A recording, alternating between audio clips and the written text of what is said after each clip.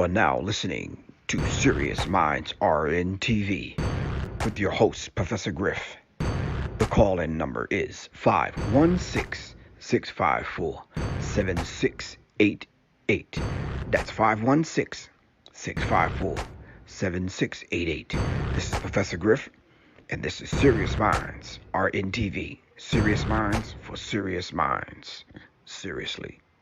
I don't know what happened to the black men in this community, Tommy. I don't know what happened to them. The Alternative Black Studies online course with instructor Professor Griff. Sign up today at www.professorgriff.me and Serious Minds Institute.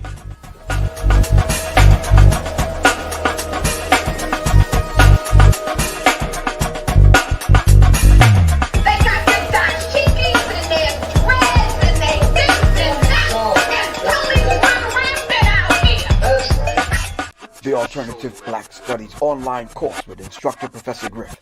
Sign up today at www.professorgriff.me and Serious Minds Institute. The Alternative Black Studies online course with instructor Professor Griff. Sign up today at www.professorgriff.me and Serious Minds Institute. Thank you.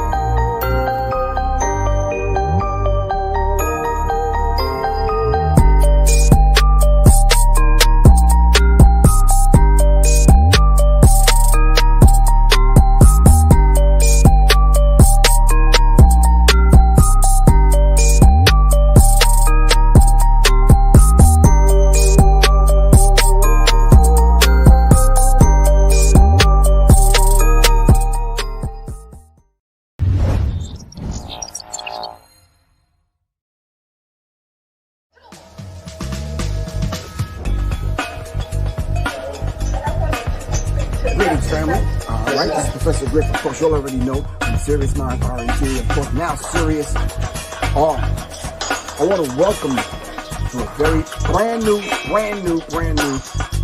that I'm giving online. It's called Developing an Urban Tactical Mindset. You can register now at www.professorgriff.me. Once again, this is Professor Griff, and I'm welcoming you to Developing an Urban Tactical Mindset, a 6 weeks online course with scheduled in-person dates. All right, I want to see you guys in class. Register now. Go to www.professorgriff.me.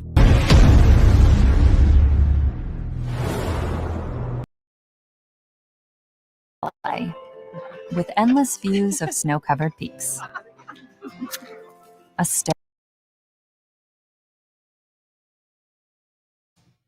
What? Greetings, family. Greetings to everyone. This is Professor Griff, and of course, you'll already know this is Serious Minds RN TV. Quan, what's good with you? Shout out to the Serious Minds family that decided to join us on this, I don't know, late Friday. I don't know. I'm just, since I changed the time, and supposedly it's supposed to be a new year. Trying to do some different things, coming on different times. Let the notification do what the notification is supposed to do. All right, so shout out to everyone. All right, hold on for a second. Mr. Maurice, sir, I am on live right now. I'm going to have to call you right back after I get off my show. Nah, no problem. I got you good, bro. All right. Peace to everyone joining us in the chat room. Please make sure you hit the like button, subscribe, and please share, fam. All right. If you would like to participate in the Alternative Black Studies course, you can do that. Go to my website, www.professorgriff.me, or just give me a text, give me a call. I'll send you some information about it. All right. All right. If you would like to sign up, all right, you got 2 more days left. If you would like to sign up for the Developing an Urban Tactical Mindset, the 6 weeks online course, you can do so by sending me a text message at 678-557-2919. All right, 678-557-2919. Shout out to everyone that's joining us on IG. Definitely YouTube, where you're supposed to be, and definitely Facebook and Twitter, and might be on Periscope. All right. We're supposed to be broadcasting to at least 4 or 5 different locations at one time. If you would like to support independent black media, you can do so by starting right here. All right. With your Cash App donation, $ Professor Griff, whatever you want to donate. $1, $2, food stamps, Captain Crunch coupons, Frosted Flakes, some ramen noodles, whatever. Just some advice. All right. Or just simply purchase something. All right. Where can they purchase something, Matt Kwan? You could purchase, I don't know, where is it? Hold on. I got it for y'all on IG. All right. We're going to be definitely going to be talking about the verdict tonight. But you could purchase some PE Snap Blacks. All right. All right. You could purchase some Snap Blacks. Snapbacks. All right. You can purchase some mags, or you could just come take the class. All right. You can support it any way you'd like to support. All right. I realize a lot of people that have rifles and guns, when you ask them, they don't even know what they have. We need to talk about that in the class, fam. But tonight's subject we're going to be talking about: judge holds a moment of silence before sentencing 3 men convicted of killing Ahmaud Arbery. Ahmaud Arbery, however you want to pronounce it. That is not the point.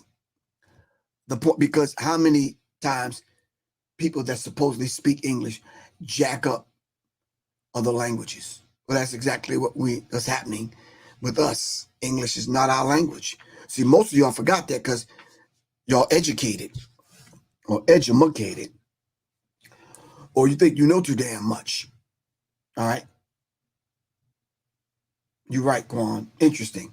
In my Dr. Francis Cress Welsing's voice, when we talk about racism, white supremacy in the 9 areas. All right. So when we talk about this idea of replacing racism, white supremacy with justice. All right. So now the question becomes, has justice been served? That is my first question for tonight. Has justice been served? Yes. I meant that. English is not our language. It's a foreign language. So if you hear us jacking up some words and you sit back and laugh, silly Negroes. Silly Negroes.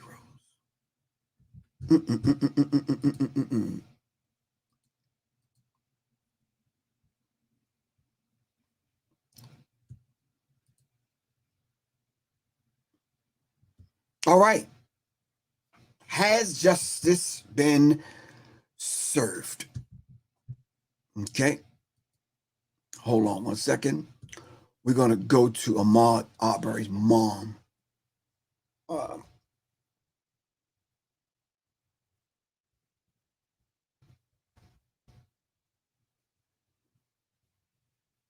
Let's just see. I think I heard it earlier when she gave her statements, man.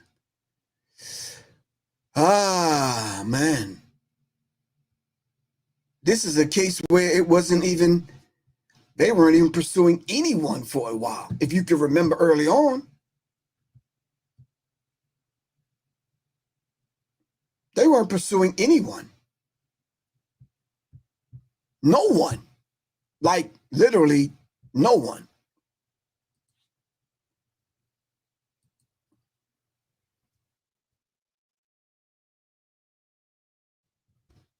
They was taking this murder case and sweeping it under the rug like it never even happened. It was basically saying there's no case here.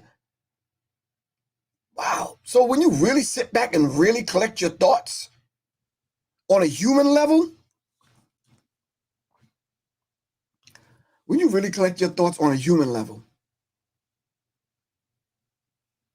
why did they really kill him? He never said one word to them. Just jogging. You know what that says, and you know what that speaks to? Nigga, you don't belong here. And the nerve of these people, coming, bum rushing America, taking it from the black man and the Native American. Hold on for a second.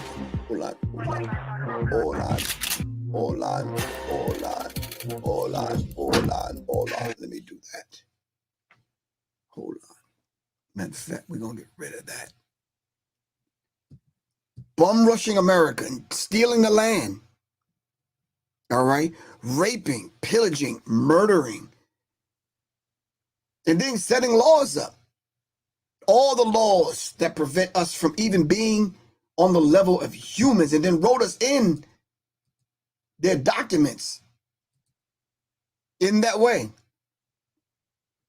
So now, when we want to exercise a degree of freedom in which they said that they gave us, they said we were free.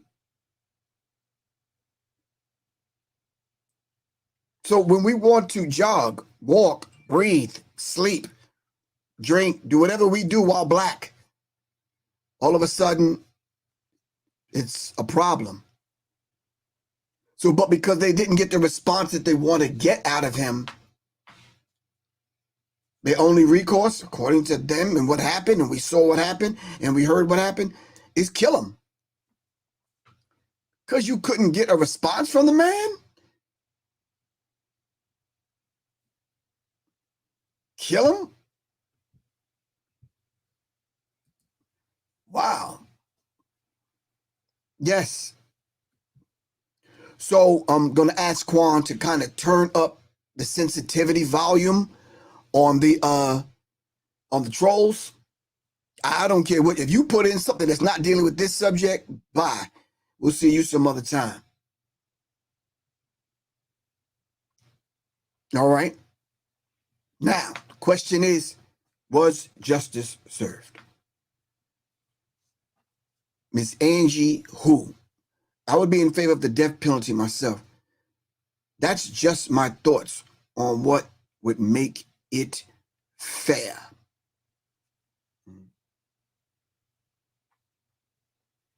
What would make it fair, she says. That would make it fair. In her spirit, in her heart, in her mind, that would make it fair in Angie's spirit.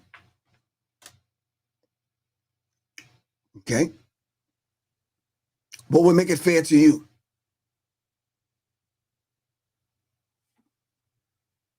Was justice served today? Carlos King said, yes, it was definitely served. Okay? So let me ask you something, Carlos and Angie, and I hope y'all still listening. Let's flip it. If those were three black men chasing down a white boy jogging and he ended up dying, what do you think the verdict would have been? You think they would have tried to sweep it under the rug? You think it would have taken as long? I'm just putting it out there. I'm just asking a question. Because depending upon what lens that you view life through in America, whatever lens you view it through, we tend to think white life is more valuable than black life.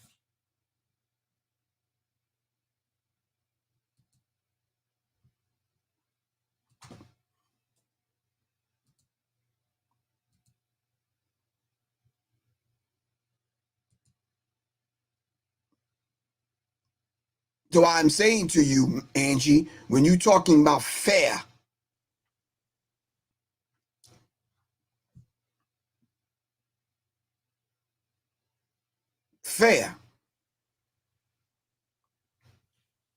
what is fair?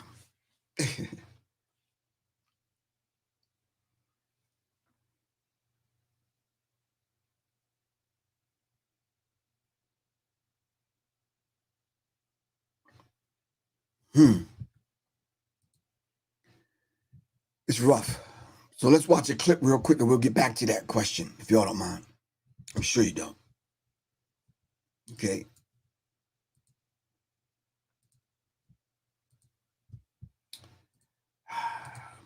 Here we go.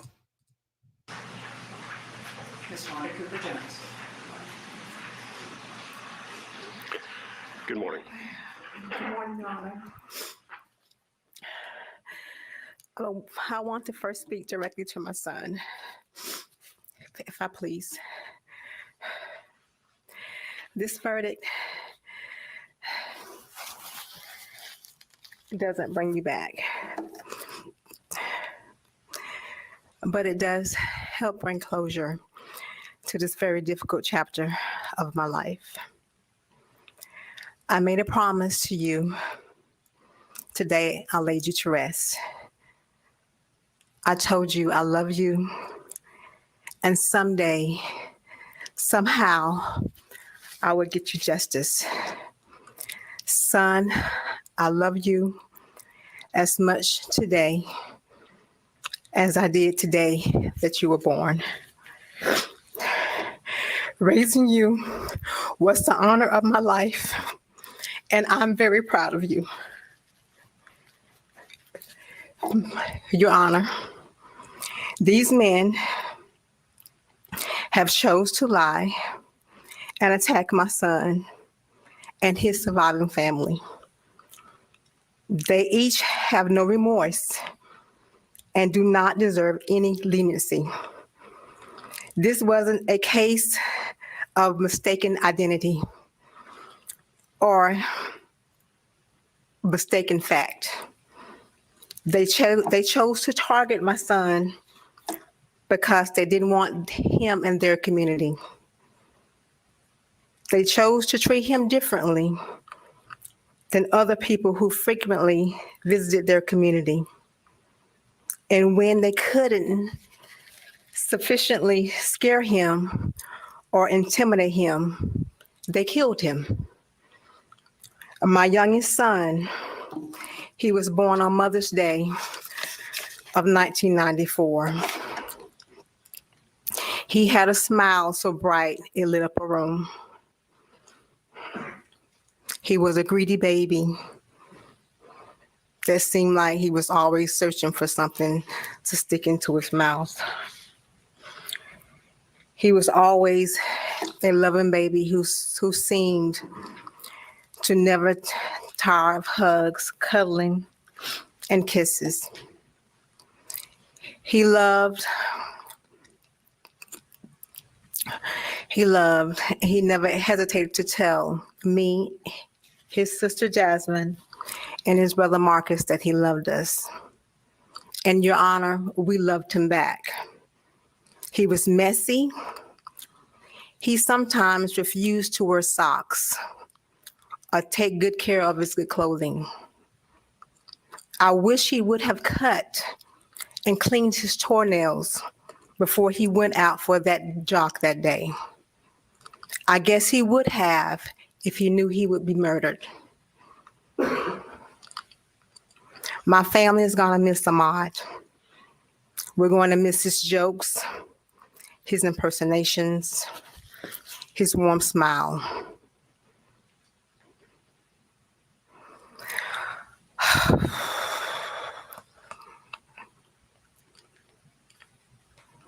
These men deserve the maximum sentence for their crimes. Ahmaud never said a word to them. He never threatened them. He just wanted to be left alone. They were fully committed to their crimes, Let them be fully committed for the consequences. Your Honor, I'm standing here for you as the mother of Ahmaud Arbery, asking you to please give all 3 defendants who are responsible for the death of my son the maximum punishment in this court, which I do believe is life behind bars without the possible chance for parole. Thank you.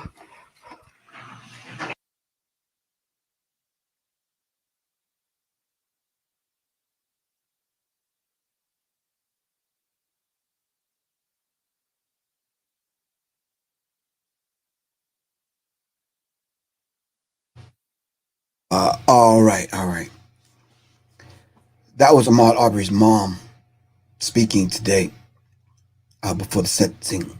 And she made reference to the fact that if he had known he would be murdered, he would have cleaned his toenails. A direct response to what one of the defense attorneys had said about him. And I like the way she put that. If he would have known, only if he'd have known that he would be murdered, maybe he would have, I don't know, combed his hair. Maybe he would have done a lot of things. Maybe he went jogging that day. Maybe, like so many other people, maybe he wouldn't have walked in to a house that was being built just to check out whatever he was checking out, because many other people have done that. Yeah. Rico Sadiq, I don't understand. Yeah, one of my children was greedy. What do you mean? What the fuck? What do you mean? A couple of my children were really messy. Are you a parent? If you a parent, then you understand what she's talking about. Right now, I call my wife the greedy vegan. That's not a derogatory thing towards my wife. It's a loving thing. And maybe you don't get it because maybe you're not a parent.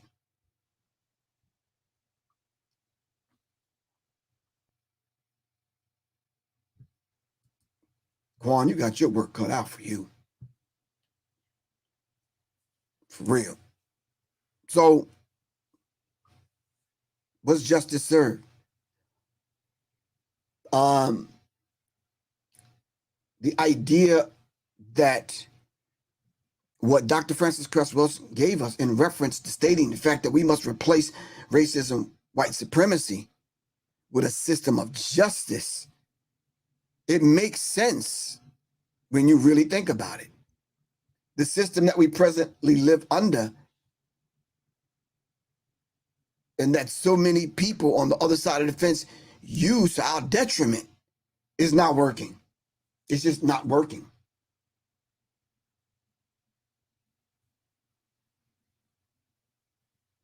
It's not working.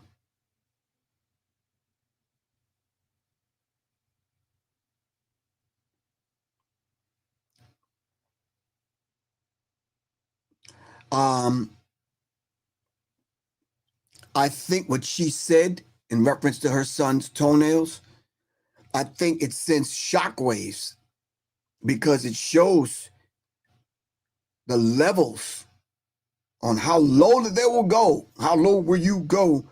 How low will you go to criminalize and demonize a man because for some strange reason, the defense attorney said that because he didn't have clean toenails, that was the reason why you shot him? Or that gives anyone a reason to mistreat someone? I thought that was very, very skillful. I thought that was very deep. A lot of y'all won't get it. A lot of y'all that are not parents probably won't get that. You just won't. It's just not, you're not there yet. You're not there yet.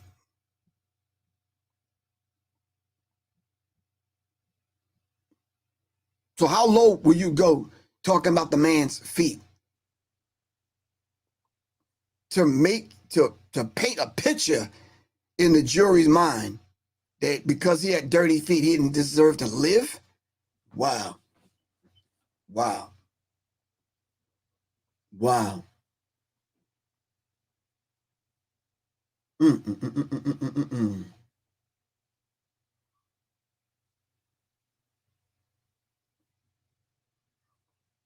Yeah. Wow.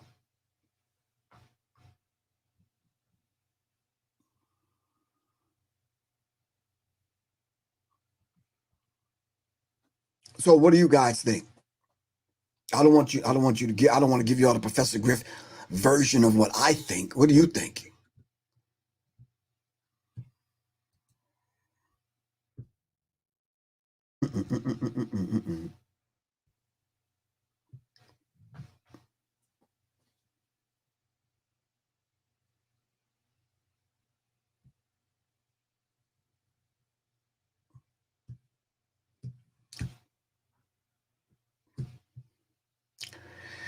In this one of the articles that I've read since the verdict,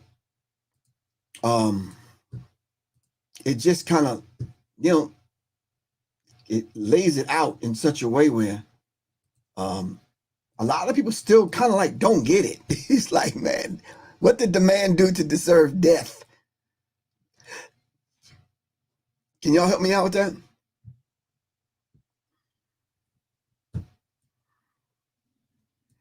It says the white father and son who chased 25-year-old Ahmaud Arbery in their vans and shot him dead in Georgia neighborhood have been sentenced to life in prison without parole for his murder.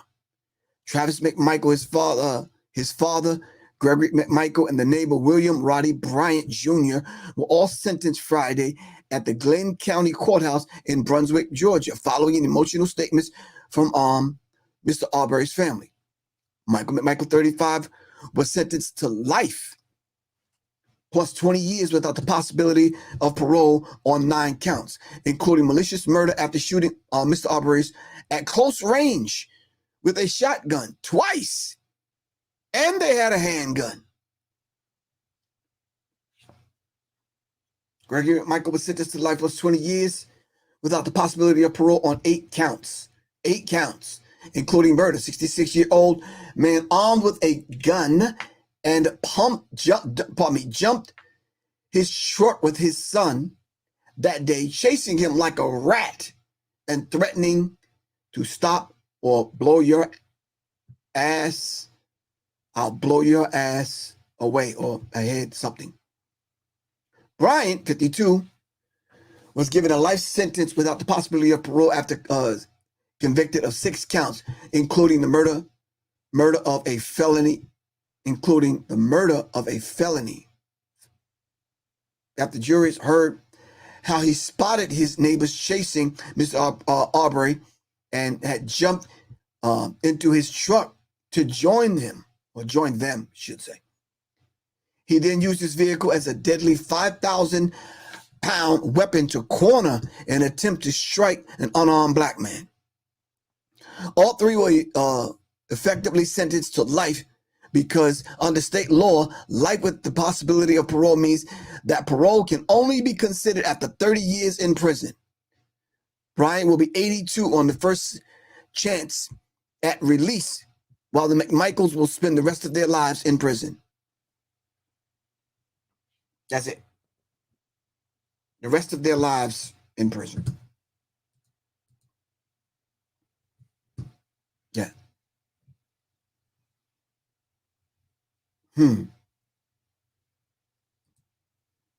What do you think, family? If you're looking at it through your lens, whatever lens that is, I don't know. I know in my 60 years being on the planet, 61 rotations around the sun, and I look at the justice or the injustice that's been heaped upon black people's heads.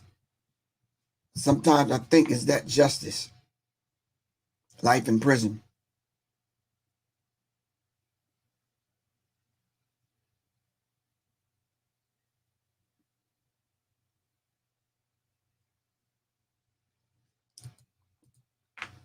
They don't know history, Quan.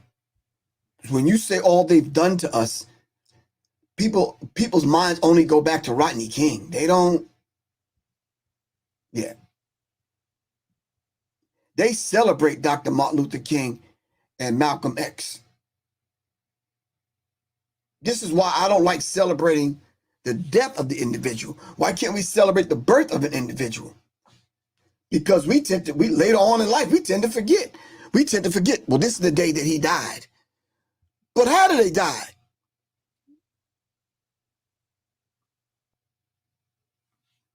And even when we celebrate the birth of an individual or a person's birthday, i.e. Dr. Martin Luther King's birthday is coming up.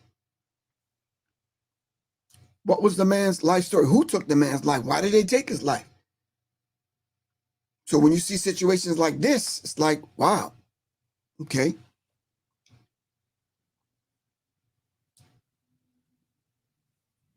All right. So let's dive into some of your questions and some of your thoughts. To Mani Bakari, they're going to be treated like stars in prison.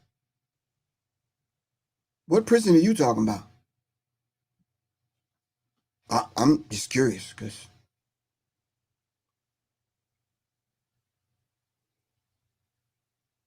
yeah, what prison are you talking about? I'm just curious, bro. Mr. Bakari, what prison is this? From what history I do remember of people getting treated like prison stars when they go to prison were mobsters. That's only, yeah.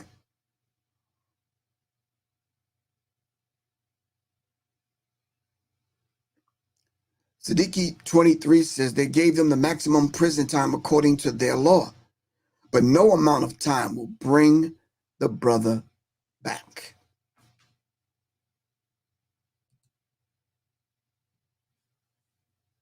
What prison is this, Bakari, you talking about, bro? I'm curious, man. I'm just curious, bro. Yeah, nah. You realize how many black people in prison? You realize how many gangs are in prison?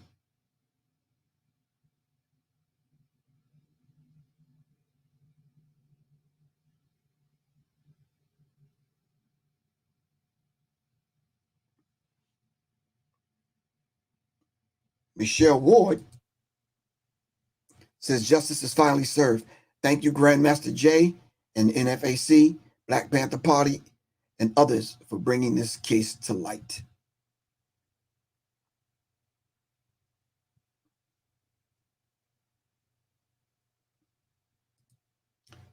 Midnight Green said, good evening, Professor Griff and friends.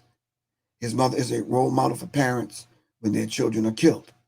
I am proud that she forgave them. Hopefully these murderers clean their feet. So did she forgive them? What part of this statement, when did I miss that? She forgave whom?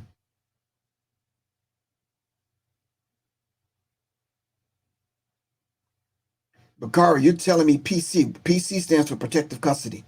What prison are you talking about?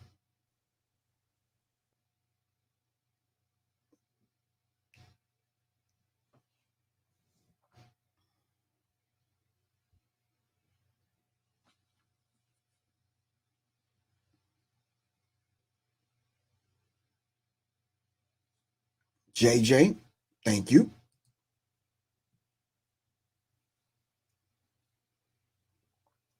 I didn't see where she forgave them. I don't, where are you saying this at?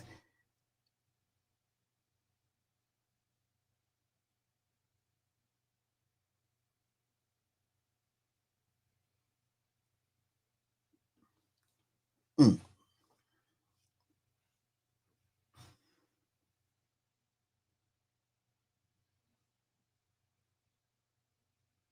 Miss Law, thank you very much for joining us.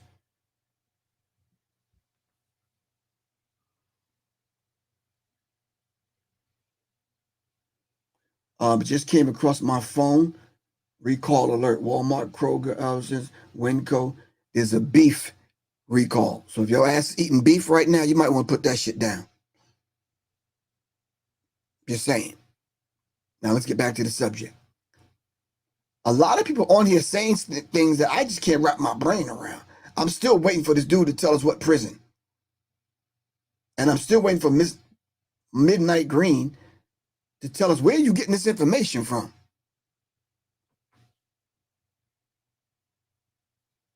And why we always got to forgive these people for murdering us?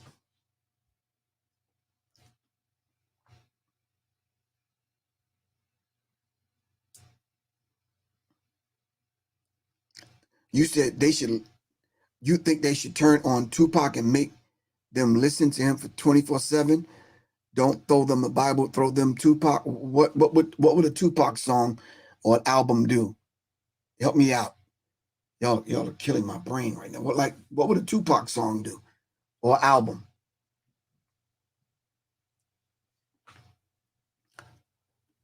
Quan, can you help me out, please? Starving over here. Starving, Quan. Let me start. Help me out. They're killing me.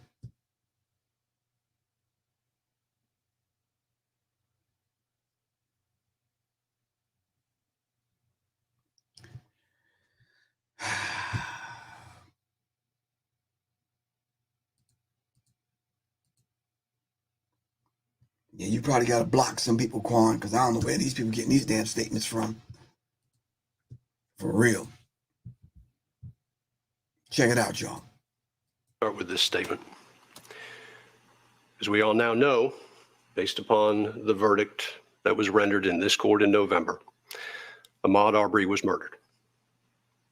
It's a tragedy. It's a tragedy on many, many levels. On February 23rd of 2020, almost 2 years ago, a resident of Glynn County, a graduate of Brunswick High, a son, a brother, a young man with dreams, was gunned down in this community. As we understand it, he left his home apparently to go for a run, and he ended up running for his life. He entered the English home at approximately 1:04 p.m. and left that home at about 1:08 on that day. At 1:14, Greg McMichael calls 911 to let them know that there's a black male running down the street. And within moments, Ahmaud Arbery is shot and killed. The three men that are now before this court chased him in a residential neighborhood for at least 5 minutes in pickup trucks, armed with a shotgun and a .357 revolver. The state mentioned this today about the time period, but I do want to put that time period in context. And the only way I could think to do so may be a little theatrical, but I think it's appropriate. I want us all to get a concept of time. And so what I'm going to do is I'm going to sit silently for 1 minute. And that 1 minute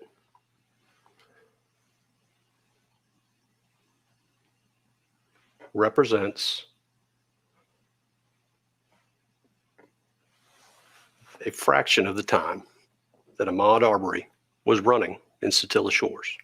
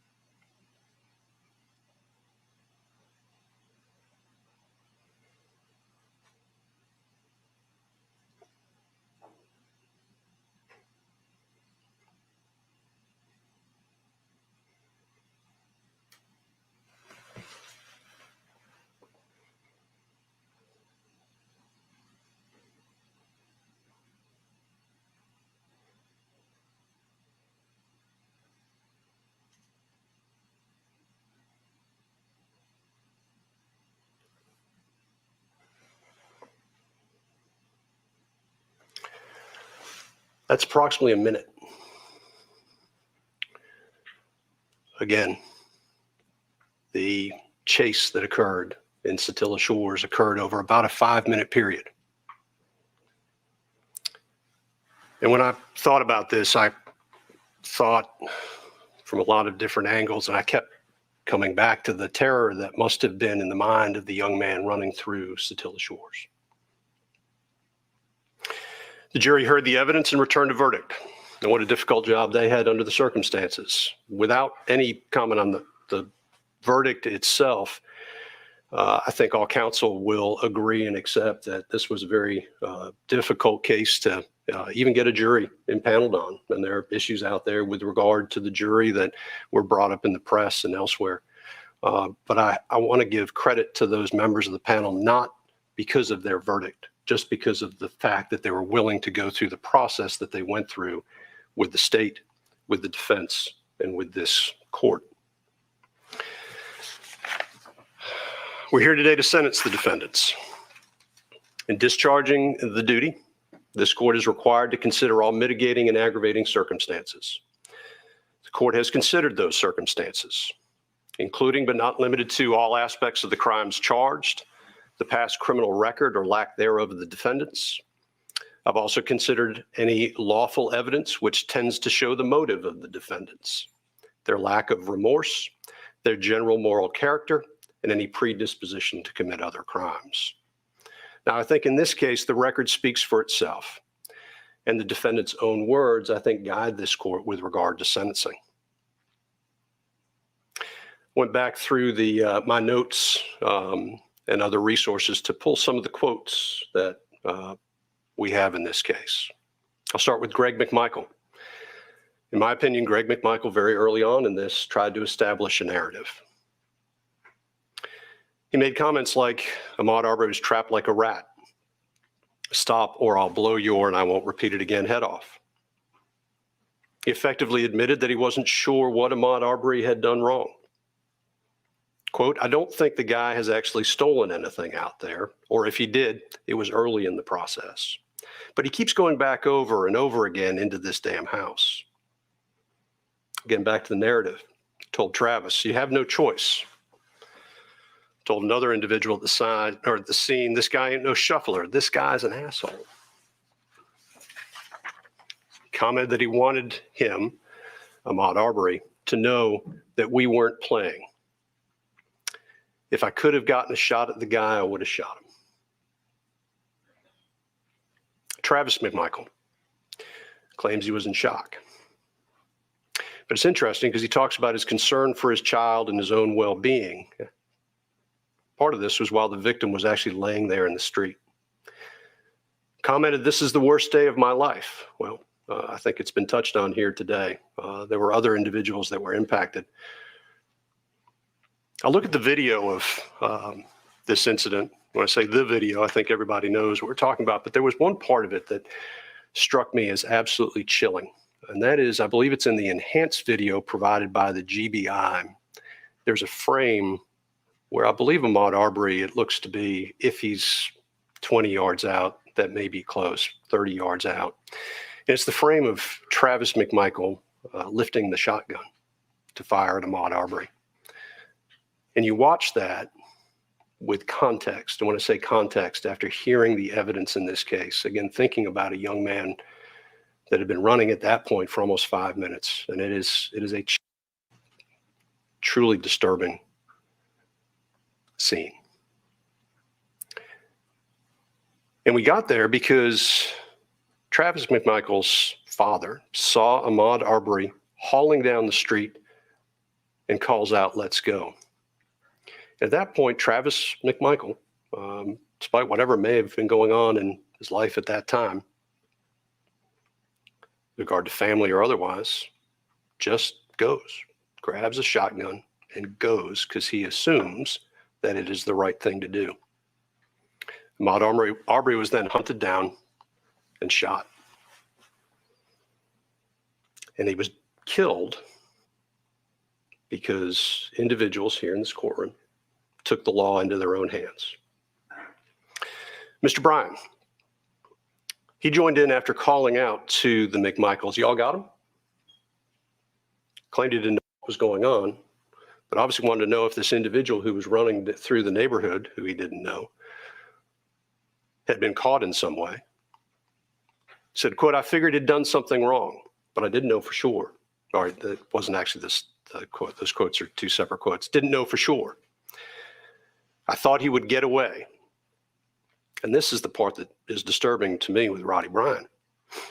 If the guy would have stopped, this would have never happened. All of these quotes give context, I think, to the video that we saw during the case. And Miss Wanda Cooper-Jones this morning made a statement that I think, when you look at these statements and you see the videos, is very true. And that is, she said, when they could not scare or intimidate him, they killed him.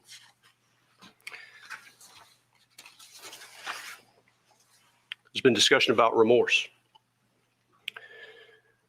And I agree with counsel that it is dangerous for defendants who have multiple prosecutions against them to make statements of remorse. But remorse isn't something that is simply a statement of regret. Remorse, I think, can be determined by looking at somebody's reaction to difficult circumstances and the reality of the situation that they're in. Again, it doesn't require an apology, and quite honestly, sometimes apologies are made simply to get past problems. Remorse is something that's felt and demonstrated. In this case, getting back to the video, again, after Ahmaud Arbery fell, the McMichaels turned their backs. It's, again, a disturbing image, and they walked away. This was a killing. It was callous, and it occurred, as far as the court is concerned, based upon the evidence, because confrontation was being sought. I think the statement was made during closing arguments. It's interesting to note that the most violent crime in Satilla Shores was the murder of Ahmaud Arbery. So sentencing does not generally provide closure. I think Ms. Wanda Cooper-Jones also talked about closure, but I don't find that it really does. And I think that's an unfortunate thing, because in this case, I think many people are seeking closure. The mother, the father, the community, and maybe even parts of the nation. But closure is hard to define and is a granular concept. It's seen differently by all depending on their perspective and the prism of your lives. Instead of closure, maybe we'd best see today's proceeding as an exercise in accountability. We are all accountable for our own actions. Sometimes in today's day and age, that statement is lost upon many. And today the defendants are being held accountable for their actions here in Superior Court. Today demonstrates that everybody is accountable to the rule of law. Taking the law into your own hands is a dangerous endeavor.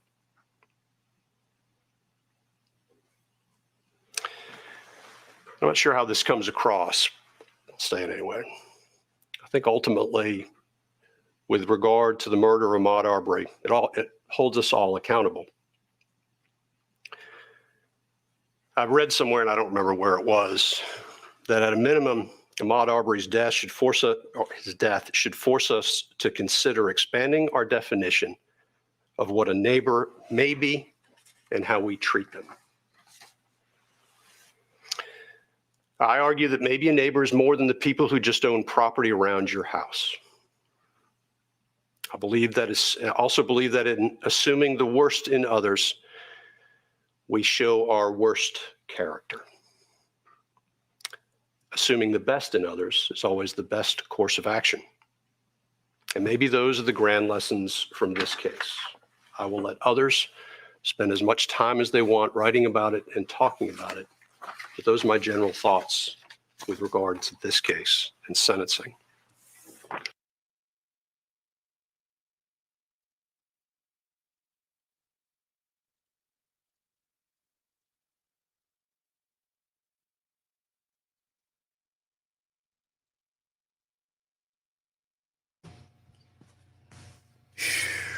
Y'all already know the sentence.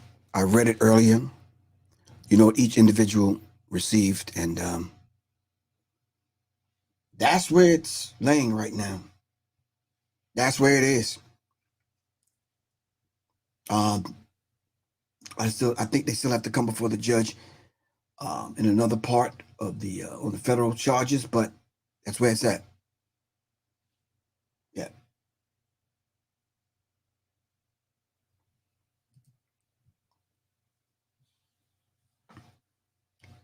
Justice in your eyes, whatever you think justice is, if you go back the last 500 years and you weigh that against one verdict or a couple of verdicts, or I don't know, whatever you think justice is, it probably won't measure up and compare on how long these people have been murdering and killing us.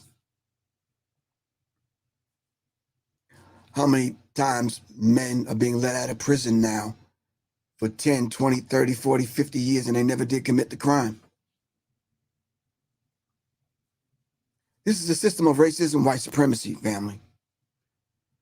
And as our now ancestor, Dr. Francis Cress Welsing, said, we have to replace it with a system of justice. If you're not moving towards that, then you could be the next Ahmaud Arbery. Love you all to life. It's Professor Griff. All right? Do your part, fam. All right? Peace.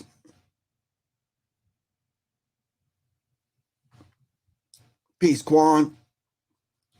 All right? Really appreciate you. Enemies Public, what's good with you, man? Kind of critical.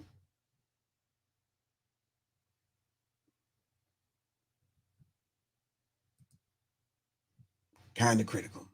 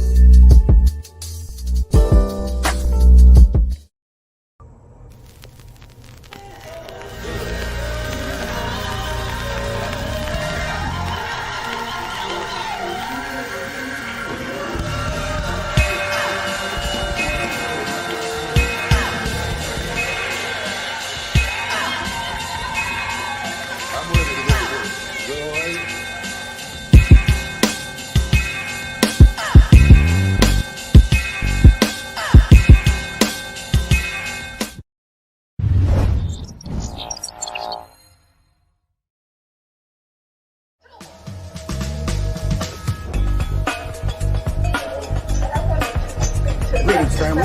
All right, this is Professor Griff. Of course, you'll already know from Serious Minds R&T. Of course, now Serious R. I want to welcome you to a very brand new course that I'm giving online. It's called Developing an Urban Tactical Mindset. You can register now at www.professorgriff.me.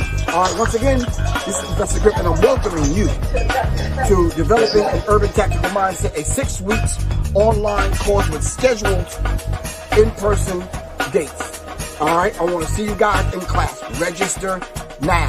Go to www.professorgriff.me.